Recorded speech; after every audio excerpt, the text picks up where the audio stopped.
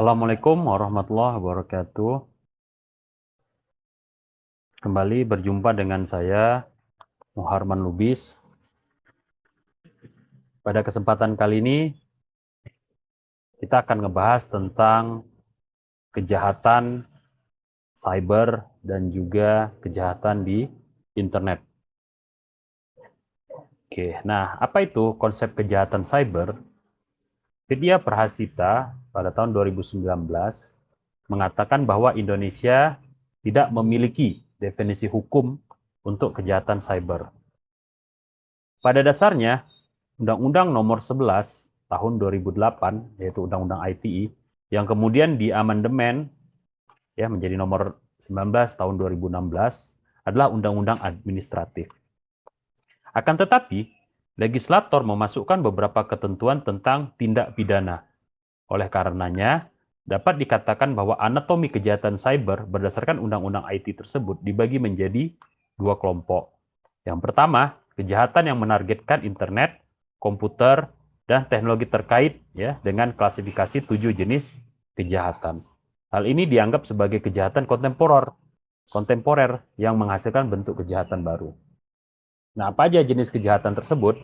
Berdasarkan pasal 30 ada terkait tentang hacking.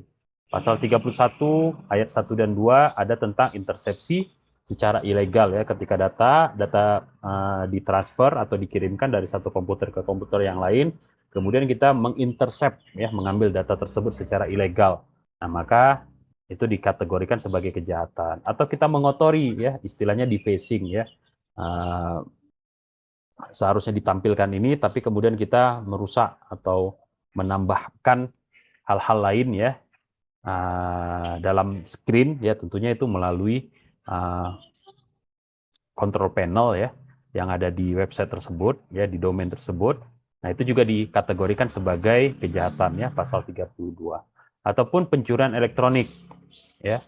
Kita mencuri-curi data itu dikategorikan sebagai kejahatan juga di ayat 2. Atau interferensi mengganggu ya pelaksanaan ataupun publikasi presentasi dari website kita atau domain kita ataupun hal-hal lain terkait dengan elektronik itu juga dikategorikan sebagai kejahatan pasal 33. Atau memfasilitasi tindak pidana terlarang itu juga dikategorikan sebagai kejahatan di pasal 34 dan pencurian identitas ya di pasal 35. Nah, kelompok kedua adalah konten ilegal dengan menggunakan internet, komputer, dan teknologi terkait untuk melakukan kejahatan. Kejahatan ini terkait dengan publikasi dan distribusi dari konten ilegal. Tidak seperti kelompok pertama yang menganggap bentuk kejahatan baru, kelompok kedua ini dianggap sebagai kejahatan lama, ya, atau kejahatan tradisional atau kejahatan klasik. Tetapi perkembangan teknologi telah menciptakan media baru untuk memberikan kebebasan berekspresi. Oleh karena itu, legislator mengatur ulang kejahatan dalam Undang-Undang Informasi dan Transaksi Elektronik tersebut. Namun, pendapat lain ya, semua jenis kejahatan yang dinyatakan di sini sesungguhnya telah diatur dalam tindak kriminal lainnya dan ini menciptakan apa yang disebut oleh Douglas Huzak sebagai kriminalisasi yang berlebihan ya dalam bukunya Over Criminalization: The Limits of Criminal Law ya. Apa aja itu? Contoh pornografi ya.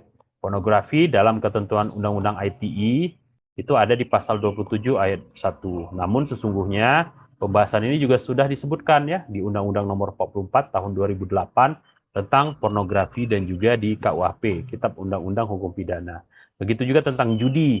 Ini disebutkan di sini pasal 27 ayat 2 padahal di KUHP sudah dibahas. Fitnah juga sama ya di pasal 27 ayat 3 di KUHP sudah dibahas. Pemerasan juga ya di pasal 27 ayat 4 di KUHP sudah dibahas.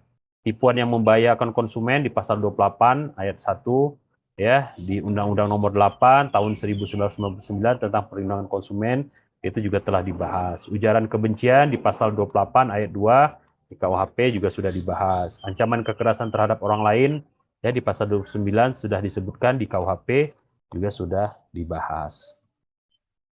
Nah, ini tentunya menimbulkan polemik ya dan dilema ya karena adanya kekhawatiran terkait dengan penafsiran yang berbeda-beda karena ada dua rujukan di sini ya Undang-Undang ITE dan undang-undang KUHP serta undang-undang lainnya ya, seperti pornografi ataupun perlindungan konsumen. Nah, mana ini rujukan yang akan dipakai ya? Terus apakah sifatnya akumulatif ya? Suatu hukuman bisa ditambahkan dengan hukuman yang lain.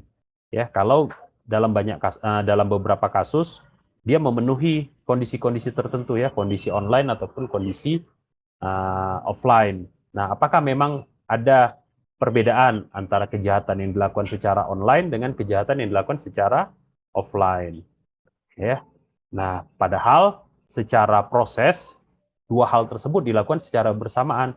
Tidak mungkin seseorang yang berada di offline, ya, terus kemudian dia dalam kasus online ya, tidak mungkin seseorang yang online dia tidak melakukan secara offline. Pasti dia melakukan secara offline dengan niat dan juga ketentuan yang berlaku. Nah, ini adalah sesuatu yang sebenarnya terintegrasi. Suatu kejahatan online otomatis dia terintegrasi dengan kejahatan offline, ya.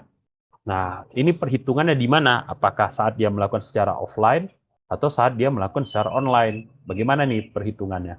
Nah, oleh sebab itu, kejahatan-kejahatan yang sesungguhnya secara esensi dilakukan secara fisik atau secara offline, maka biarkanlah dia dalam ranah offline. Jangan kita masukkan ke dalam ranah online. Tapi di sisi yang lain, kalau memang dia hanya bisa dimunculkan atau diciptakan pada saat online, maka masukkanlah dia ke ranah online. Nah, ini juga harus ada pembatas ya yang bisa menjelaskan antara kedua hal tersebut supaya tidak menimbulkan simpang siur.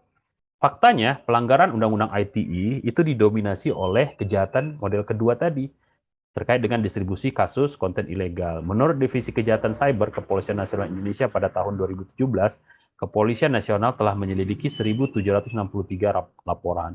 Dari jumlah itu, penipuan adalah yang tertinggi dengan 767 kasus, diikuti pencemaran nama baik dengan 528 kasus, dan pornografi dengan 100 kasus.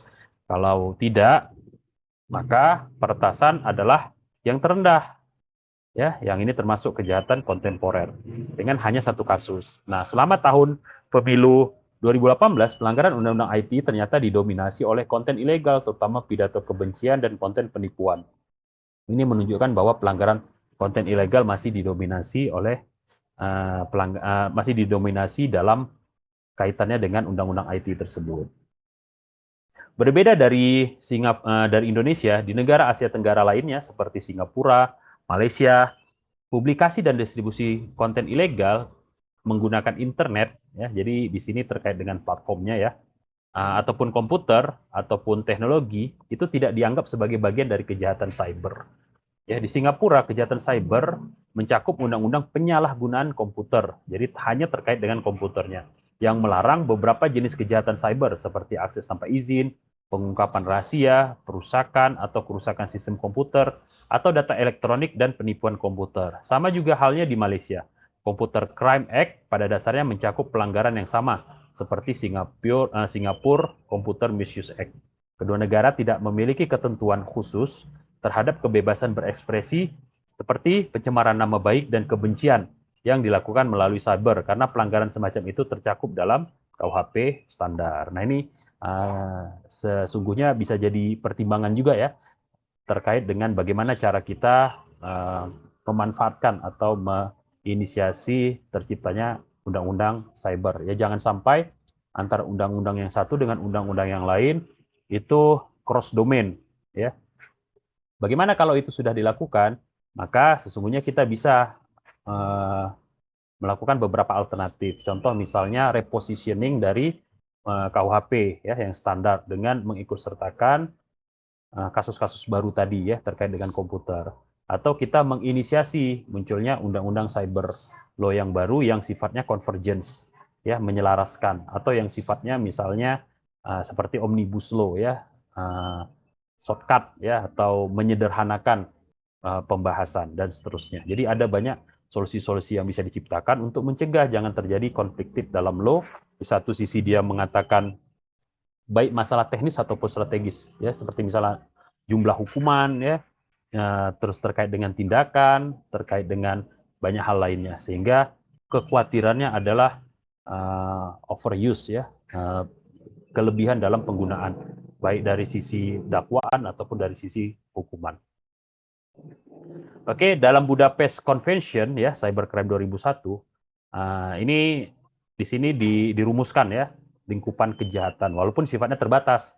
Jadi cybercrime itu ada batasan-batasannya.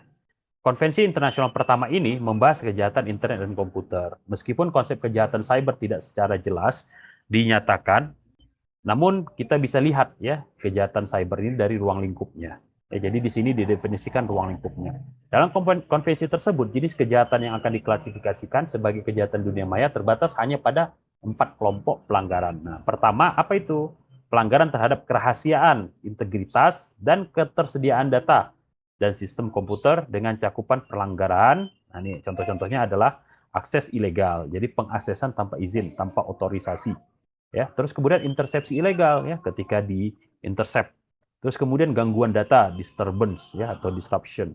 Atau gangguan sistem ya. Jadi satu ke data merusak data, satu lagi merusak sistem secara bisnis proses. Terus juga penyalahgunaan perangkat. Nah, ini yang termasuk kategori pertama ya. Jadi terkait dengan definisi keamanan ya. Definisi keamanan adalah CIA dan juga tambahan-tambahan lainnya. Tapi poinnya adalah kerahasiaan, confidentiality, integritas, integrity, dan juga availabilitas. Terus kemudian kedua, pelanggaran terkait komputer ya dengan dua lingkup ya, pelanggaran pemalsuan terkait komputer dan juga penipuan terkait komputer. Jadi ada dua hal ya yang dibahas terkait dengan komputer ini ya, baik apakah itu penipuan ataupun forging, pemalsuan. Terus pelanggaran ketiga ya terkait dengan pelanggaran hak cipta. Ya, jadi ada hak cipta yang dilanggar dan hak yang terkait. Ya, jadi hak yang relevan dengan hak cipta tersebut. Ya, seperti misalnya distribusinya, seperti misalnya produksinya dan lain sebagainya. Dengan ruang lingkup pelanggaran terkait dengan pelanggaran hak cipta dan hak terkait tersebut. Ya, jadi ruang lingkupnya apapun yang terkait dengan hal tersebut itu juga termasuk pelanggaran. Nah, yang terakhir yang keempat ya, pelanggaran terkait konten yang hanya terbatas, jadi dibatasi ya pada pelanggaran dengan tajuk atau tema pornografi anak. Jadi pornografi yang di sini adalah pornografi anak. Ya walaupun bisa saja kita perluas ya, seperti misalnya pornografi. Karena tentunya beda kultur di kita. Ya. Jadi pornografi misal terkait remaja, pornografi terkait orang dewasa dan lain sebagainya ya dengan measurement tertentu.